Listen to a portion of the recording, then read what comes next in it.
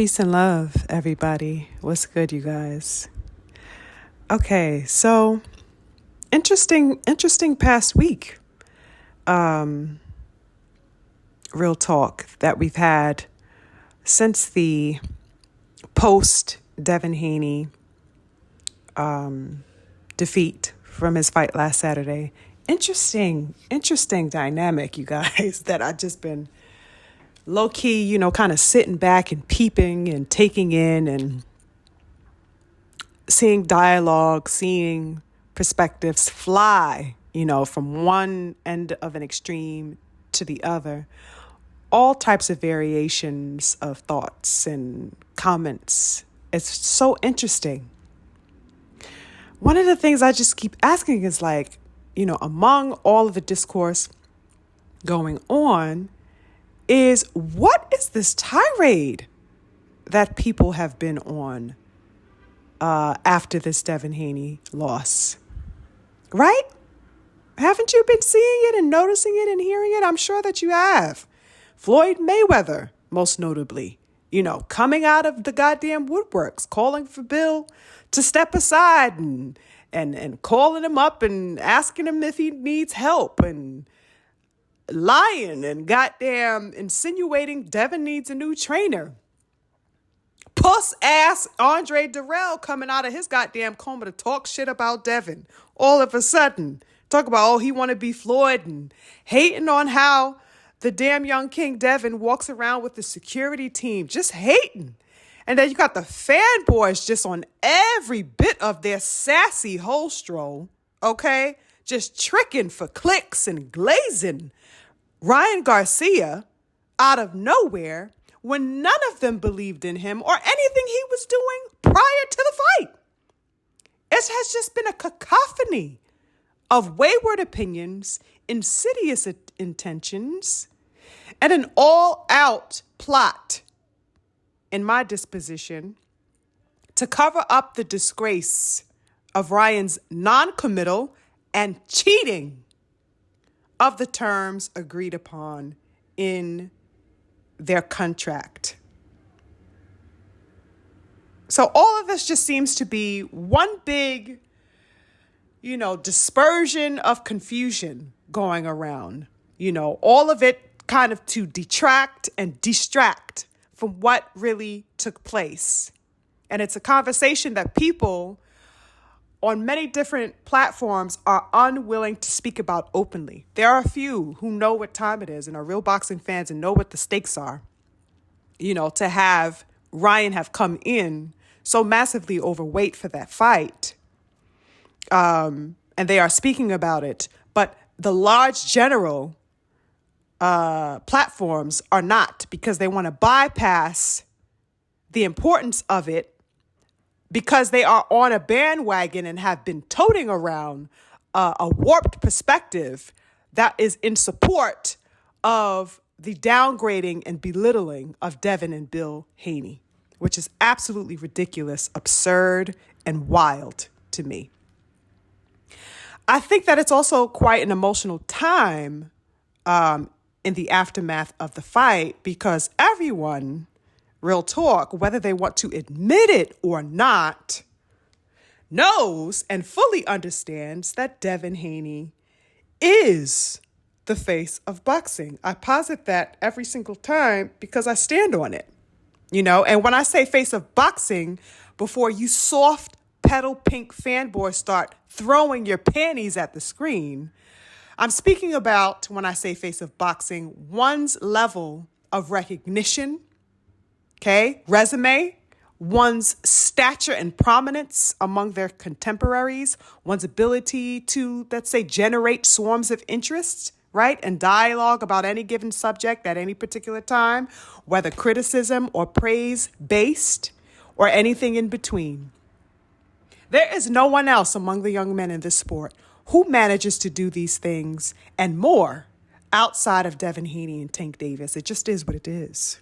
These two men generate and garner all types of interest and dialogue, centered negatively, centered positively, and everything in between, no matter what. Okay? Entire blogs, Twitter accounts, podcasts, conversations have been dedicated to topics solely centered around Devin Haney. Okay? He did not just wake up last week to find his name in everyone's mouths all of a sudden. Okay? This has been the case. He's been claiming his space as a prominent force in the sport. This is why I deem him to be the face of boxing. Okay? Nothing has changed now just because of this loss. Nothing has changed now that he's tackling new goals within a new division at 140. Nothing has changed a smidge. Okay? In fact, I'd posit that Devin Haney is definitely damn well on his way to making even more haters for himself with the moves that he'll set out to do and achieve upon his return, whenever that may be. Oh, he's definitely going to have more haters, okay? Because he is not stopping after a defeat, and he has not changed an ounce his stance on solidifying a legacy for himself in the likeness of the great men who have done it before him. So there's definitely going to be more haters and more bandwagons and more dicks for these motherfuckers to ride. Anyway, I'm sure, after the loss that Devin will definitely go back and assess all the details that played out and contributed to the outcome of last week's match. If he has not already done so already, I'm sure probably as soon as he got home, that evening or the following day, that he already started beginning to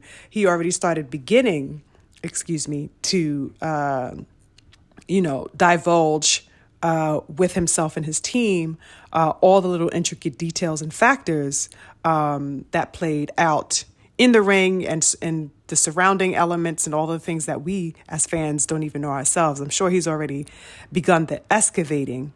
And I'm sure that he has it in his mind, or at least I'm hopeful that moving forward, he will be sure, I would say probably most notably, to honor his own style in his next bout, because we saw something that's typically out of character for Devin, which is to not stick to his boxing. In that particular fight against Devin, he was the aggressor. He was the one on the front foot the most time and trying to push that pace. And I'm sure that he's taken many valuable lessons from that. And just hoping that he definitely keeps in mind that he does not have a thing to prove to anybody but himself. Okay? He doesn't have anything to prove other than that he is in line with the greatness that he wants and has always wanted to achieve for himself. Okay? That's regardless of who's watching. Doubters, lovers, fanboys, casuals, or whomever.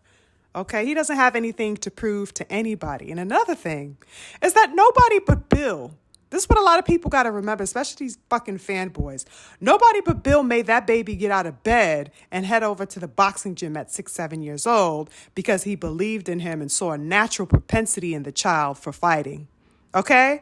So if nobody got him out of bed and into a boxing gym and had him commit his whole life and dedicate his whole life to a boxing gym, it's just the same way that nobody now can try to suggest or tell him, now that he's a man and a champion, when and how he needs to hang it up, or when and how he needs to change trainers, or any other pussy ass shit that these people can think of and have been throwing around all over the goddamn internet. It's absolutely absurd to me.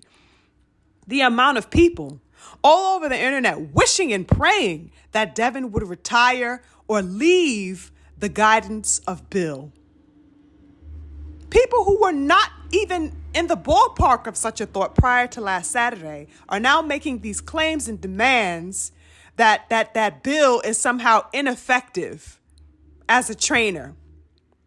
How the fuck are you people all of a sudden experts and specialists, okay, and advisors on what the fuck Devin needs? The reality is that these petal pink softies are only out to castigate Bill. That is the only aim. For the entire week, all that I have been hearing thrown around is a disdain for Bill Haney. People are saying la-di-da-di-boo-boo to Devin to smite Bill.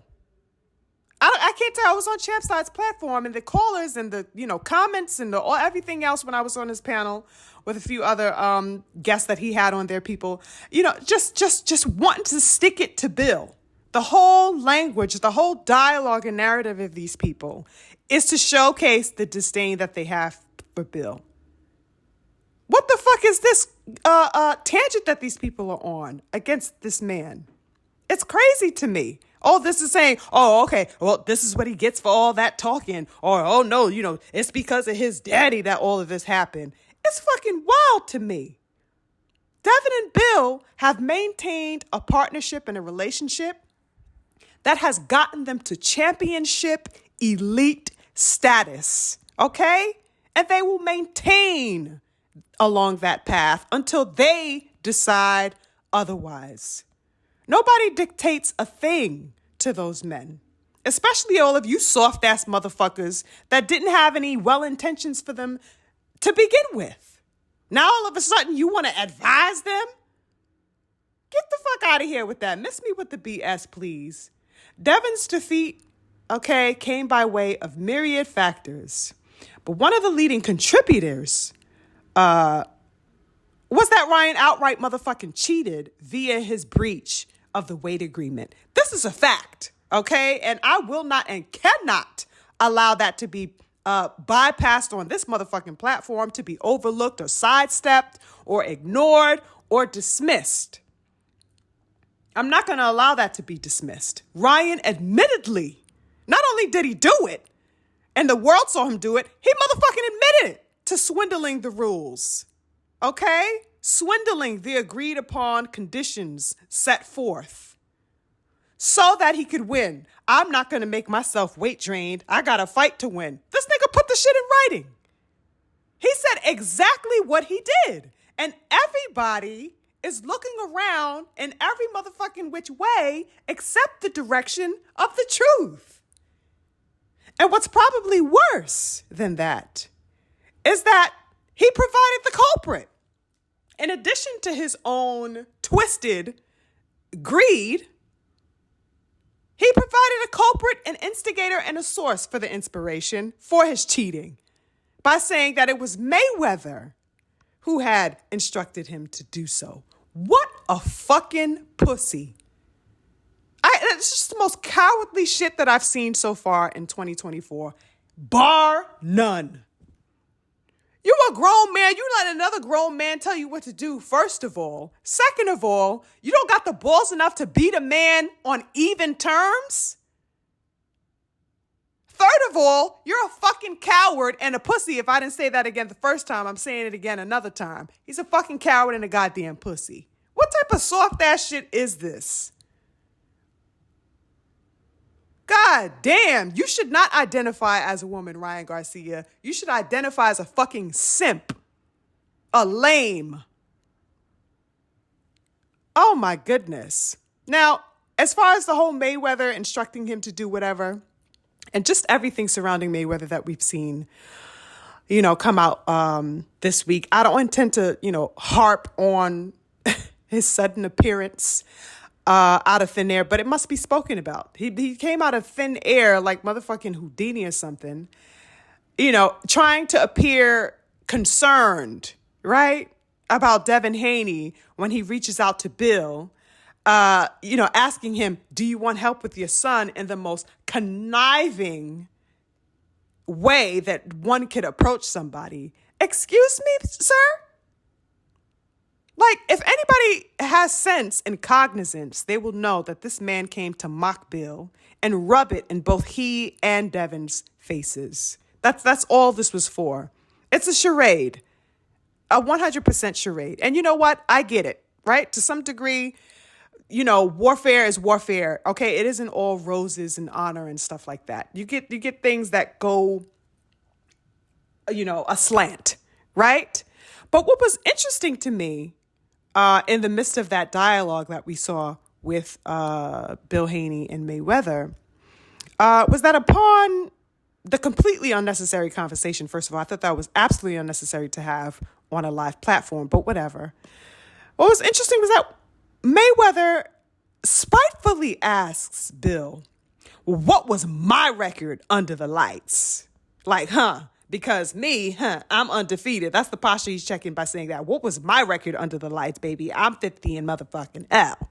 That's his stance, right?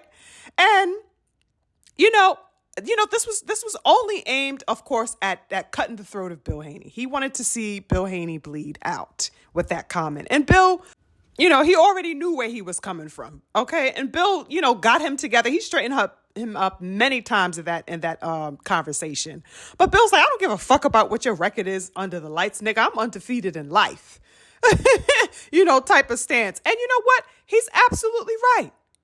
Who the fuck gives a damn about Mayweather's records under the lights? Why is he bringing up his record?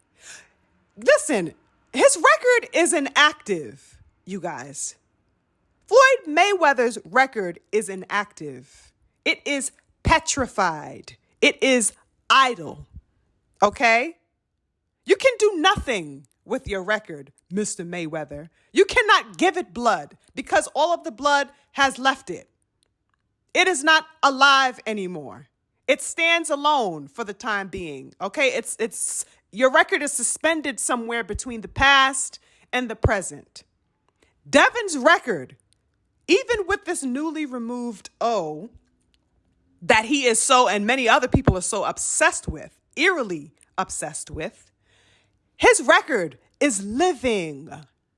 Devin's record is in motion, unlike Floyd's. Floyd's is the past. Devin's is the present. Okay? Devin's record is full of blood and lungs, and it is breathing and taking big breaths because it is alive and kicking. Whether he loses or not, it is alive. It is a living record, which is to say that he can make of it whatever he wants. He can do with it whatever he wants. It is not frozen or suspended in time. It is walking. It is walking. It stands to change and grow and transmute and create new beginnings, anything that it wants. Floyd is obsessed with something that he has already done. A life that was already lived. Where is his new life? It seems to me that Devin is a lifeline for him in this particular moment. Okay, he came out of the dark. He came out of, from under a cloth somewhere to touch some life force of Bill and Devin Haney, because that's where the life is. Think about it. When does Mayweather ever jump on a live with anybody? I sure as hell haven't goddamn seen it until now, until new blood began flowing. Okay? You're not on these lives talking about Ryan and his great accomplishment, his great feat that he managed to achieve last Saturday. No, he's on live talking about what? The fucking face of boxing. That's what he's talking about. That's what got his ass out of his crypt, out of his coffin some goddamn where. The face of boxing did that. Floyd still considers himself the face of boxing, which is absurd.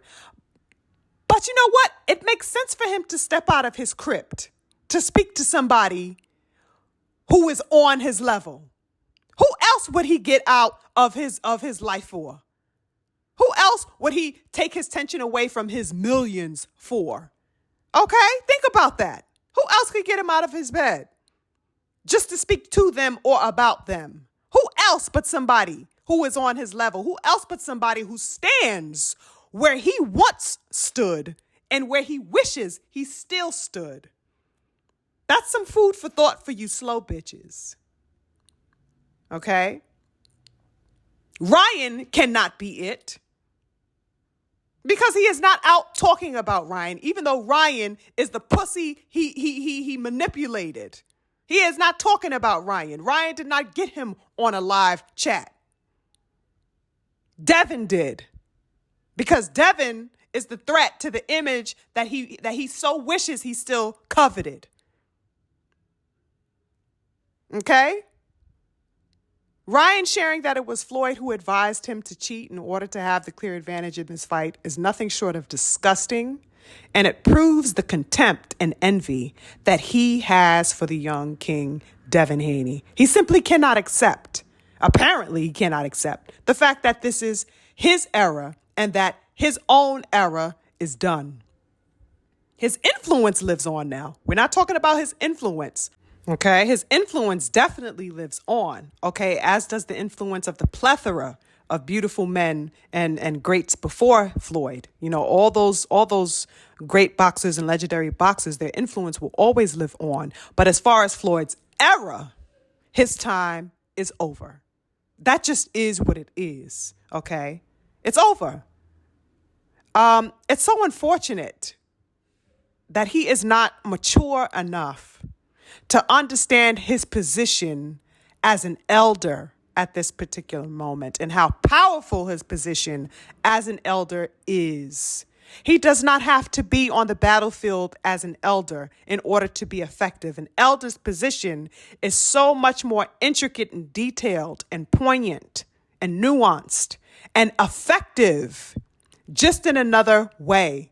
And he's too immature to grasp that. He is not cognizant of the power that he holds as an elder. He wants to be the face. He wants to be at the forefront with the young gunners. And it's just absolutely preposterous to me that he would take such a stance. He will not accept the role as the elder because he is infantile, really. And he's insanely delusional from what it seems to me. The reality is that it is the Devin Haney era. Okay, the reality is also that it is the Gervonta Tank Davis era. The reality is that it is the Frank Martin era. The reality is that it's the Core Stevenson era and the era of the beautiful young brothers who stand to make their mark. They are giving blood. They are putting in the work. They are on the front line of the sport that they love. They are garnering and gathering the attention of doting and adoring fans. It is them.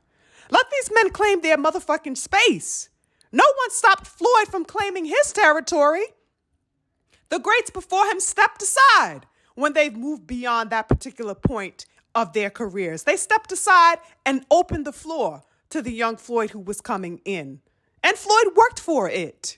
And he planted the flag on the land that he had claimed for himself at the time. Now it's the young king's turn. Be motherfucking gracious. Have some dignity. Devin is up the fuck next. It is what it is. And he's got a line of men in front of him, and they are all looking for the same diamond. And you know what? Devin wants all the smoke to himself. And he's on the hunt to make the kill. It's his fucking time.